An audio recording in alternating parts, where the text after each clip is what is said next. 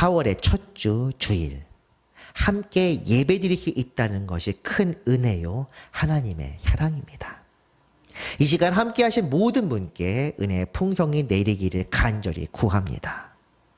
오늘 예배 찬송, 조금 전 임례 찬송과 잠시 후 부를 결단 찬송, 새 찬송가에도 나오는 부활 파트의 찬송이지만 일부러 이전에 사용하던 것을 준비했습니다.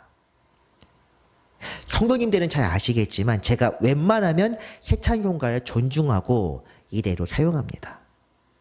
하지만 67장, 84장처럼 바뀐 가사가 그 의미를 제대로 전달하지 못한다면 이전 것들을 준비하곤 했습니다. 오늘 통일천성가 16장, 이것은 참고로 우리 감리교회 창시자 요한 웨슬레 형제 찰스 웨슬레가 지은 작시한 시입니다. 개창교가 170장에도 있지만 가사가 굉장히 달라졌기 때문에 이전 것을 준비했습니다. 이 찬송은 웨슬리와 동시대에 활동했었던 핸델이라는 사람, 유명한 사람입니다. 핸델의 메시아 45번째 곡과 멜로디만 같지만 다른 곡입니다. 웨슬리가 핸델의 곡을 듣고 영감을 받아 같은 주제인 욥기서에 나와 있는 내 주가 지금도 살아계신다는 그 제목으로 지은 시입니다. 그리고 설교 후에 부를 결단 찬송은 171장 하나님의 독생자라는 제목으로 그 찬송이 있지만 본래 우리가 익숙하게 부르던 복음경가 버전 가사를 준비했습니다. 왜 그러느냐? 오늘 말씀을 준비하면서 제가 받은 은혜를 여러분과 나누기에 더 적합하다고 생각했기 때문입니다. 목사의 주관대로 준비하게 되었음을 양해를 부탁드리며 앞으로도 새 찬송 중 통일찬송가나 복음성가 버전을 사용할 수 있다는 것을 미리 말씀을 드립니다.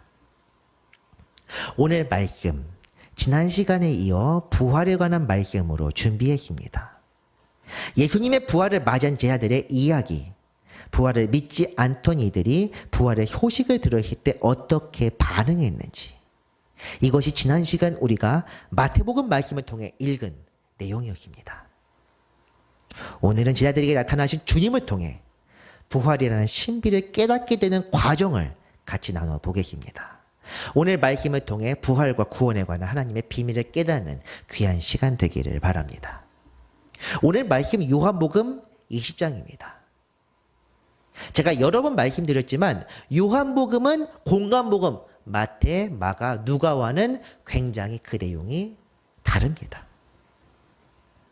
공관복음에 나와 있는 내용들이 물론 성경이지만 역사적 사실에 관련된 내용들을 위주로 기록했다면 요한복음은 하나님의 관점에서 기록한 복음서라고 할 수 있습니다. 하나님께서 그리스도를 어떻게 우리에게 보내셨는지, 그리고 오셔서 어떻게 우리 중에 역사하셨는지, 빛이시며 생명이신 하나님의 아들이신 예수 그리스도에 대해서 기록하는 것이 바로 요한복음입니다. 이 요한복음 부활 이후의 기록에서도 사실 여러 가지 이야기들을 기록하지 않고 중요한 것들, 부활로서 주님께서 나타나신 그런 기록들을 사용하고 있습니다. 시간적으로 보면 주께서 부활하신 후 마리아에게 먼저 나타나시고 엠마오 도상으로 향하던 두 사람에게 나타나셨으며 마리아에게 나타나신 것은 요한복음에 있지만 엠마오 도상은 기록되지 않습니다. 그리고 베드로와 제자들에게 나타나셔서 거룩하신 주님의 자신을 드러내신 이것. 이것은 바로 요한복음 20장 바로 앞부분입니다. 그런데 이 제자들과 함께 예수님을 만났을 때 그곳에 있지 않던 제자가 한 명 있었습니다. 그 사람이 바로 오늘 말씀의 주인공인 도마입니다. 오늘 말씀 주인공인 도마에 관한 기록을 먼저 한번 보겠습니다. 요한복음 11장 말씀인데 디두모라고도 하는 도마가 다른 제자들에게 말하되 우리도 주와 함께 죽으러 가자 하니라. 우리 교회 주제 말씀이 있으므로 이 11장 하면은 거의 바로 반응을 해야 합니다. 어떤 이야기입니까? 나사로가 죽어서 예수님께서 그를 살리러 가신 이야기. 그의 집은 베다니입니다. 예루살렘에서 멀지 않습니다. 그러니까 예루살렘에 있는 방향으로 향하시는 걸 보고 도마가 담대하게 제자들에게 얘기하는 것입니다. 이런 비장한 분위기가 연출되는 이유는 이전에 주님께서 예루살렘 사람들과 언쟁하다가 그들이 돌을 들고 습격하려고 했기 때문입니다. 요한복음 9장과 10장 내용들 보면은 계속 그런 이야기들이 나와 있습니다.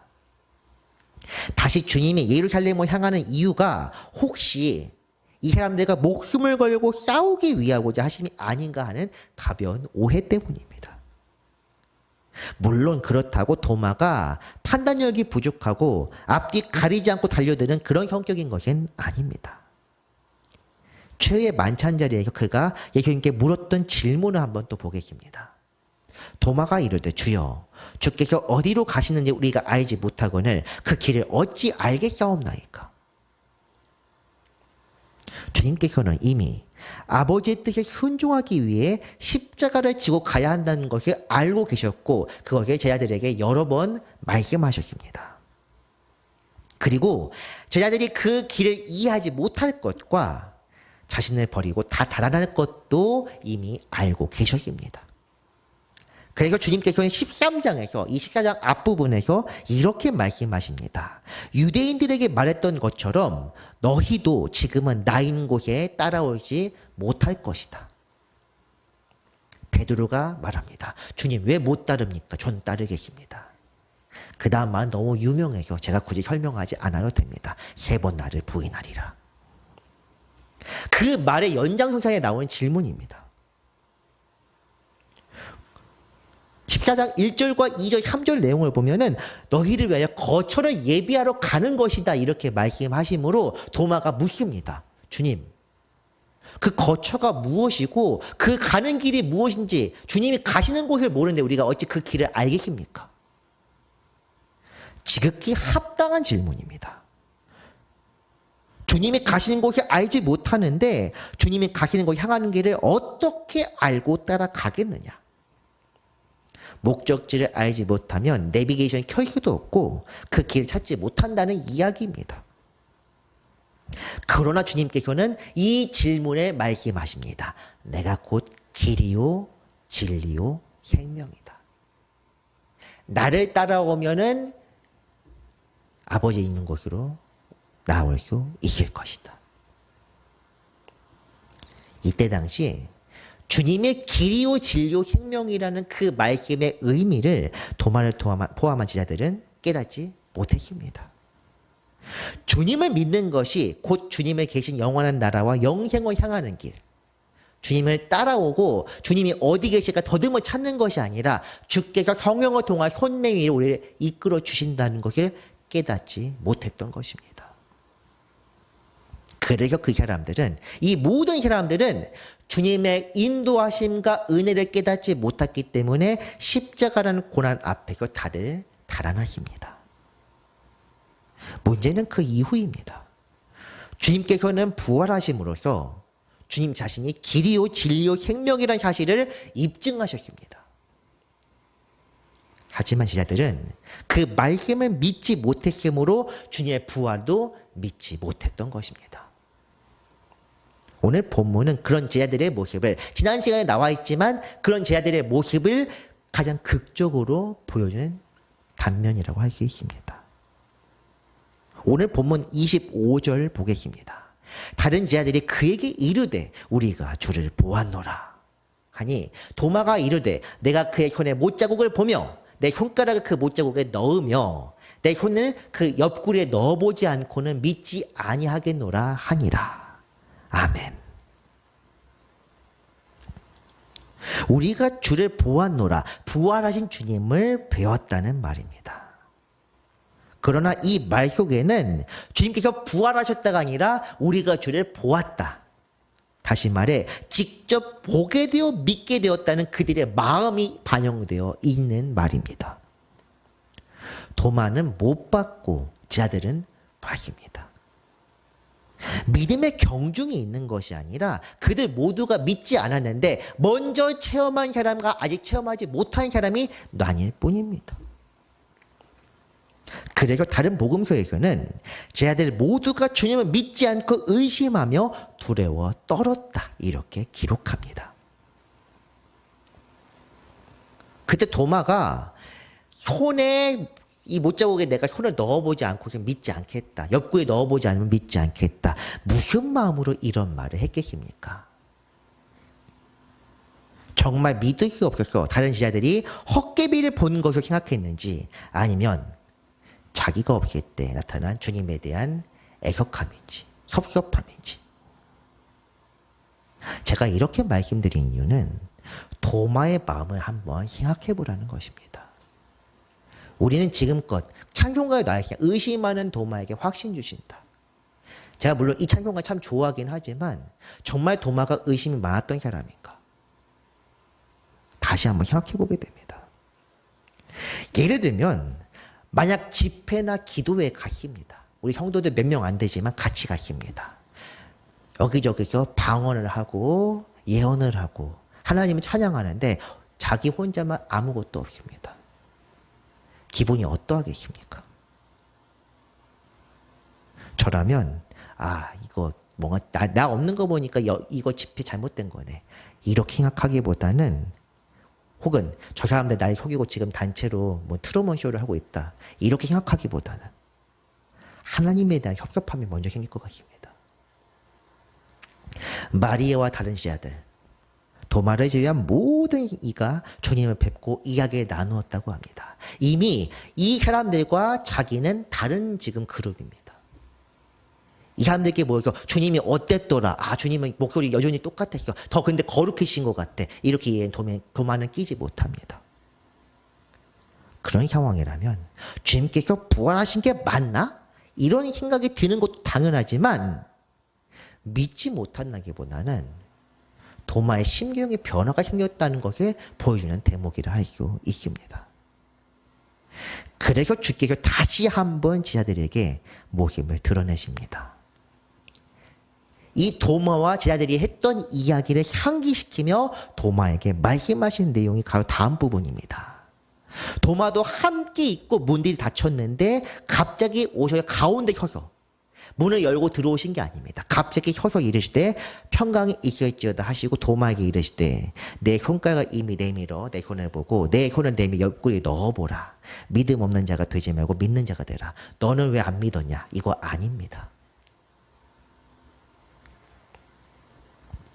도마 한 사람에게 말씀하시는 것이 아니라 다른 이는 믿었는데 왜 너만 못 믿냐? 그렇게 책망하신 것은 더더욱 아닙니다.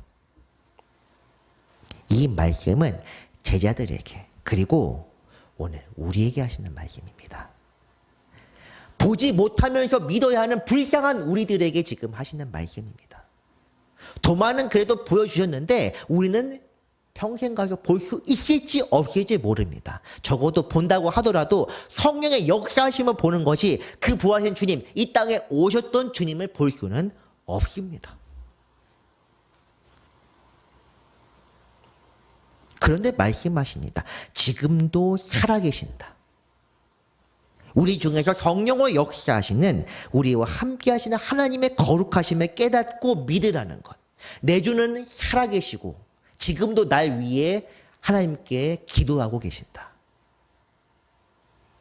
그런데 새찬송가는 이 가사 날 위해 비심을이라는 내용이 없습니다. 그래서 제가 과감하게 빼버렸습니다.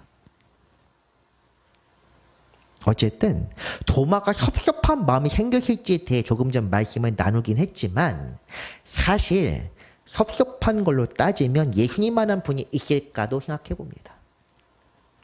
죽기 전 여러 번 부활에 대해 말씀하시고 여러 표징을 통해 자신을 드러내셨으며 심지어 제자들로 그리스도시며 하나님의 아들이심을 믿는다고 고백했는데 주는 그리스도의 살아계신 하나님의 아들입니다.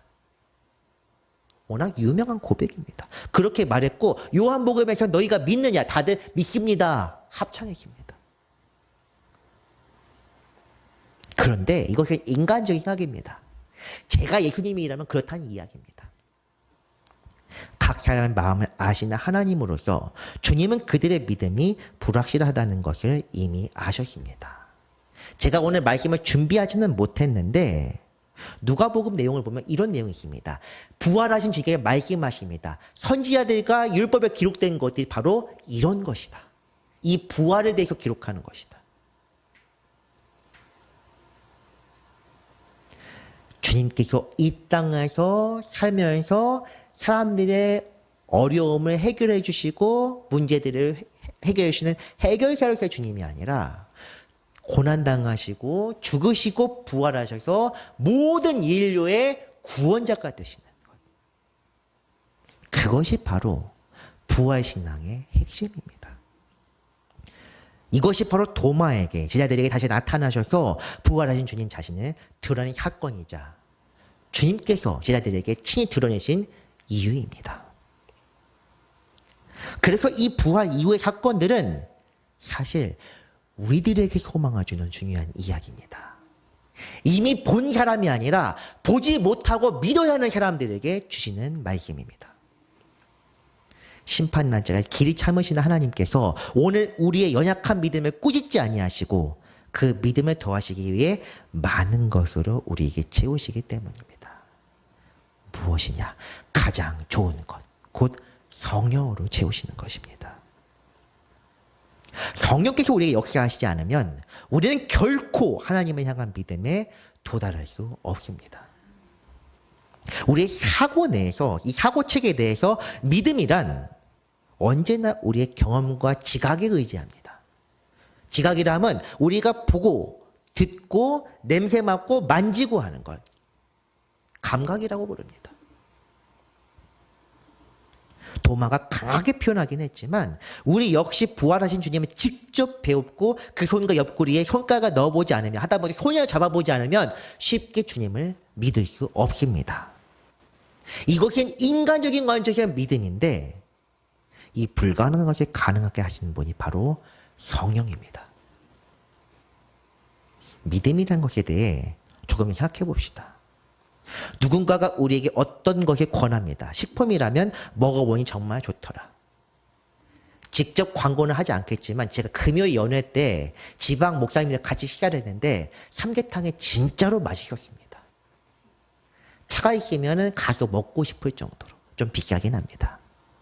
직접 광고되면 안 되므로 이름은 말하지 않겠습니다. 어쨌든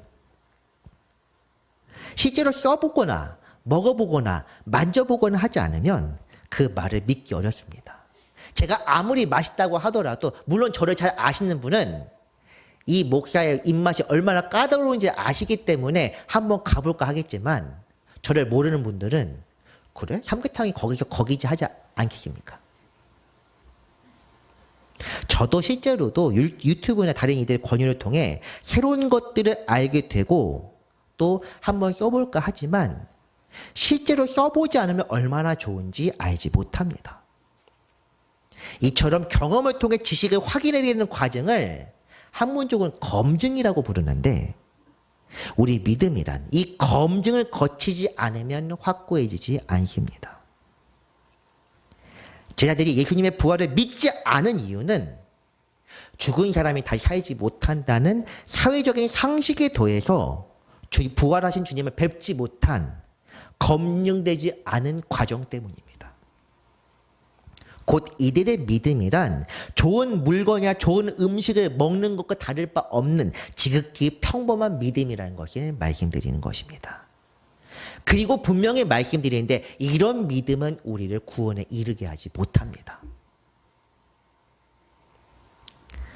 구원에 이르는 믿음, 하나님을 믿는 믿음, 주님의 부활을 믿는 믿음은 이런 믿음과 맥을 완전히 달리합니다. 도마를 깨닫게 하시는 주님 말씀, 오늘 본문 마지막 부분 한번 보겠습니다. 도마가 대답하여 이르되 나의 주님이시오 나의 하나님이시니이다. 예수께서 이르시되 너는 나를 본고로 믿느냐? 보지 못하고 믿는 자들은 복되도다 하시니라. 아멘. 도마가 여기서 실제 주님의 옆구리에 손을 넣어 봤겠습니까? 검증주의자라서 도마가 의심이 많아 그런 것이 아니라는 것이 여기서 나타납니다. 오히려 주님께서 나다나엘 바돌로메를 부를 때 빌립과 이 두 사람이 한 이야기를 주님께서 듣지 않고도 들은 것처럼 말씀하신 것. 지금 도마에게도 똑같은 것을 행하고 계신 것입니다. 그 도마가 깨달았습니다. 이분이 정말 하나님이시다. 그런 체험이 있을 때 믿지 못하는 부활을 믿게 됩니다. 이것은 우리의 특별한 영적 체험을 통해서가 아니라 우리 마음속에 성령께서 넣어주는 믿음을 통해서입니다. 우리는 언제나 주님 앞으로 나아가지 못합니다. 우리가 열심히 믿겠노라 한다고 믿을 수 있는 것이 아닙니다. 믿게 하는 것이 성령의 은혜입니다. 오늘 이 9절 말씀에서 본고로 믿느냐는 것은 사실 합리적인 믿음 체계를 가진 사람에게는 책망거리도 되지 못합니다. 당연히 봐야 믿죠. 오히려 보지 못하고 검증되지 않는 것이 믿는 사람이 문제 있는 사람입니다. 세상에서 이런 것들을 맹목적 믿음이라고 합니다. 맹목적이라는 것은 맹인할 때 맹자에다가 눈 목자에 켜서 눈 멀었다는 뜻입니다. 정신 나갔네라고 흔히. 거기서 맹목이란 표현을 쓰는 이유는 제가 보지 못하는 분을 비하하는 것은 아닙니다. 봐야 확실히 믿기 때문입니다. 그래서 맹목이란 표현을 씁니다. 그렇다면 주님께서 우리에게 요구하시는 것이 이렇게 덮어놓고 눈을 가리고 믿는 것, 마치 위대하신 장군님이나 휴령님을 믿는 그런 믿음이겠습니까? 절대로 아닙니다. 맹목은 이 세상 사람들, 흔히 정치인들이나 연예인들에게 갖는 이미지에 현혹되어 나타나는 것입니다. 총선 사흘 앞두고 당이나 특정 사람들의 좋은 면만 보고 하는 것이 바로 맹목입니다. 저 사람들은 절대 잘못하지 않을 것, 그런 믿음. 무엇인가 뭔가 일을 저질러도 좋은 의도가 있을 것이라는 것. 안 되면 다른 사람도 다 똑같이 하는 관리일 뿐이라는 것. 그리고 이 사람이야말로 내 편이 될 것이라는 그런 것. 참 슬프게도 성경적 믿음을 조롱하는 이들 중 정작 이런 믿음을 잃지 못하고 맹목적으로 믿는 사람들이 훨씬 많습니다. 역사적 기록도 왜곡되기 쉽고 과학적 사실들도 기술이 발전할수록 다시 개편되는 경우가 굉장히 많습니다. 우리가 창조론보다 진화론에 대해 이야기한다고 하더라도 이 진화론도 다윈 때 이야기 나왔던 진화론과는 완전히 다른 진화론입니다. 왜 그러느냐? 과학이 발전하면서 새롭게 검증된 새로운 것들이 증거로 나타나기 때문에. 그런데 유독 종교에만 날카로운 시선을 내비치는 이유는 물론 모든 사람이 그러는 것은 아니지만 종교 자체에 대한 불신이라기보다 종교 단체에 대한 불신인 경우가 훨씬 많습니다. 그래서 우리 믿는 자들이 어떻게 해야 하느냐? 우리 자신의 믿음을 확고하게 하고 그 믿음을 사람들에게 전파할 수 있어야 합니다. 주님은 불가능한 것이 요구하시는 것이 아니라 믿음의 체계와 과정을 바꿀 것을 요구하십니다. 이 모든 사실을 믿는 것이 자기 자신의 뇌와 육체 검증을 통해 하는 것이 아니라 성령의 인도하심을 통해 이루어지는 것. 그렇게 믿으라는 것입니다. 성령을 통해 우리는 하나님을 알게 되고 그분의 은혜를 깨닫게 되며 그 안에서 살 수 있게 됩니다. 일반적인 상황에서 만약 어린아이들에게 무거운 것을 들라고 요구하는 것, 이것은 이거 들고 저기까지 날라줘라고 하는 것은 아동학대가 아니라 주변에 도움을 청하라는 사회적 교육의 목적이라 하는 것처럼 그렇게 인식하는 것처럼 말입니다. 주님도 우리에게 이렇게 말씀하십니다. 주께서 가신 길에 따라오고 주님께서 가르치신 것을 믿으며 그래도 어려우면 주님께 도움을 청하라고. 이 과정을 통해 하나님은 우리의 삶에 개입하시고 역사하시며 우리의 아버지가 되십니다. 신앙생활이란 바로 이런 것입니다. 그러므로 여러분께 권하는 것은 믿음이 약한 것에 대해서 너무 자책하지 말라는 것입니다. 약한 믿음에 답답해하며 왜 믿음이 약할까 애석해하는 것보다 자신이 지금 구원받았다고 생각하는 확신이 훨씬 위험합니다. 우리의 믿음이 그 분량은 하나님만 아십니다. 부족하면 부족한 대로 받으시고 그 연약한 믿음을 책망하시는 대신 성령을 보내셔서 굳건하게 하십니다. 오늘의 이야기를 통해 교훈을 받고 주님께 감사하며 나아갑시다. 그리고 부활에 관한 확실한 믿음 안에 거하며 성령께서 우리의 믿음을 오늘 날마다 더하시기를 위하여 기도합시다. 말씀을 정리합니다. 부활에 관한 믿음은 합리적인 사고체계를 요구하는 것이 아니라 성령의 도움을 통해 경험을 넘어서는 것입니다. 이것은 성령의 도우심을 통해서 나타나게 됩니다. 그러므로 우리는 믿는 모든 이들은 불가능한 것을 억지로 믿는 것이 아니라 믿음과 확신을 주시기를 위해 날마다 기도하며 구해야 합니다. 오늘도 우리에게 날마다 믿음을 더하시는 주님께 감사하며 경배드리는 성도 여러분 되시길 기도하겠습니다. 은혜로우신 하나님 아버지, 부활에 대한 굳건한 믿음에 서게 하여 주옵소서. 연약한 우리를 붙드시고 믿음을 더하게 하시는 은혜 감사드리며 살게 하여 주옵소서. 주님, 우리는 연약합니다. 주님의 도우심 없이 살 수 없사오니 날마다 주님을 바라보며 주와 함께 살게 하여 주옵소서. 부활이심의 생명이신 우리 주 예수 그리스도의 이름으로 기도합니다. 아멘.